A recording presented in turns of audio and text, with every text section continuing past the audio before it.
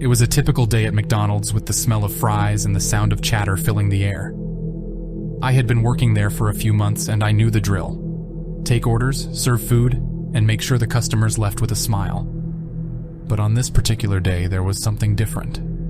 Something unnerving. He walked in just like any other customer, but there was an air of mystery about him. He stood tall, his face hidden beneath the brim of his hat, and his long coat seemed out of place in the warm, bustling restaurant. As I took his order, I couldn't help but notice how his piercing eyes never left me. It was as if he was studying my every move, trying to decipher something hidden deep within. I tried to brush off the feeling of unease as I continued to work, but I couldn't shake the sensation of being watched. Every time I glanced in his direction, his gaze seemed to bore into my soul, sending shivers down my spine. Despite my attempts to focus on my duties, I couldn't shake the nagging feeling that something wasn't right. As the lunch rush subsided, the man finally left, and I breathed a sigh of relief. But my unease didn't dissipate. Later that night, as I was getting ready to leave work, I noticed the same man standing outside the restaurant, his dark figure obscured by the shadows. My heart pounded in my chest as I hurriedly locked the doors and made my way to my car. But as I glanced in the rearview mirror, my heart skipped a beat. The man was following me. Panic set in and I sped up, hoping to lose him in the maze of city streets. But he persisted, never falling too far behind, like a relentless predator stalking its prey. My mind raced with questions. Who was he, and why was he fixated on me? I had never seen him before, and yet there was something hauntingly familiar about his presence. In a desperate attempt to escape, I made a sharp turn onto a deserted road.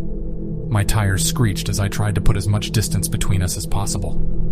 But he was undeterred, closing in on me with each passing second. Fear gripped me as I realized that I was alone on this desolate stretch of road, with no one to turn to for help. My heart pounded in my chest, and I could feel the cold sweat forming on my brow. I needed to get away, to find somewhere safe. In a stroke of luck, I spotted the neon glow of a gas station up ahead. With my adrenaline pumping, I pulled into the station, praying that someone would be there to help me. But as I glanced in my rearview mirror, I saw the man slowly approaching, his eyes locked on mine. Without hesitation, I jumped out of my car and ran inside the gas station, desperately seeking refuge. I could feel his presence right behind me, like a shadow that refused to be shaken off. Gasping for breath, I managed to blurt out to the startled attendant that I needed help. The man continued to lurk just outside the gas station, his eerie gaze never wavering. The attendant quickly called the police, and I stayed huddled inside the gas station, my heart pounding in my ears. By the time the police arrived, the man had disappeared into the darkness once again, leaving behind only questions and fear. They took my statement, promising to keep an eye out for any suspicious activity. In the days that followed, I couldn't shake the feeling that I was being watched. I changed my routine, avoided certain areas, and installed security measures at home. But the fear lingered, a constant reminder of the sinister encounter. I still don't know who that man was or why he targeted me. Perhaps he was just a stranger passing through, or maybe there was something more sinister at play. But the memory of those haunting eyes and the feeling of being hunted will forever remain etched in my mind.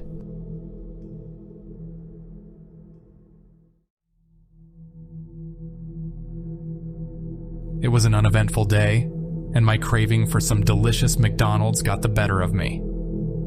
Since my parents were busy, I decided to head over to the nearby McDonald's alone, looking forward to indulging in some of my favorite fast food. As I stepped into the familiar fast food joint, the mouth-watering aroma of fries and burgers filled the air, making my stomach rumble in anticipation. I placed my order and found a seat by the window, eager to people watch while waiting for my meal. That's when I noticed him, a man standing outside the restaurant, almost blending into the bustling crowd on the sidewalk. He had a peculiar aura about him, like he didn't quite belong in the cheerful atmosphere of a fast food joint. His eyes were fixed on something or someone inside the restaurant, and he seemed transfixed by whatever he was watching. At first, I brushed it off, thinking he might be waiting for someone or simply lost in thought. But as minutes passed, I couldn't help but feel uneasy under his intense gaze. It was as if he was studying every move I made. Trying to distract myself from the creeping sense of discomfort, I immersed myself in my food. However, no matter how engrossed I pretended to be, I couldn't shake off the feeling that his eyes were boring into the back of my head. Determined not to let my imagination get the best of me, I finished my meal and decided to leave. But as I stood up and made my way to the exit, his piercing eyes followed my every move, causing an uneasy chill to crawl up my spine. A knot of anxiety twisted in my stomach, and I couldn't shake the feeling that I needed to get out of there as fast as possible. My heart pounded in my chest and I quickened my pace, hoping to leave the stranger and his unsettling gaze behind.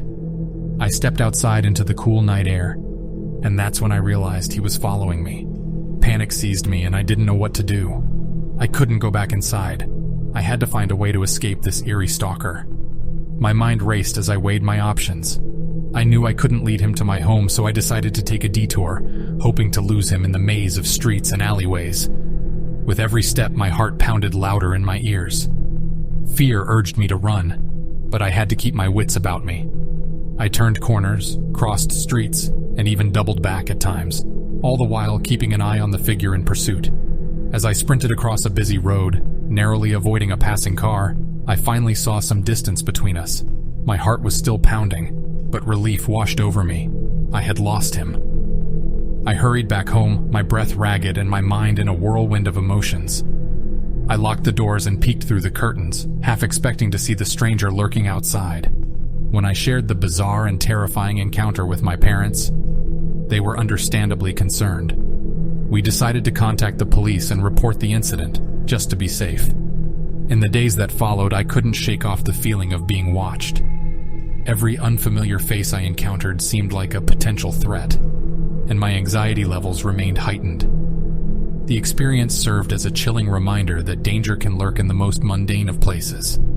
It left me more cautious and vigilant, always watching over my shoulder, wondering if I'd ever encounter that mysterious man again.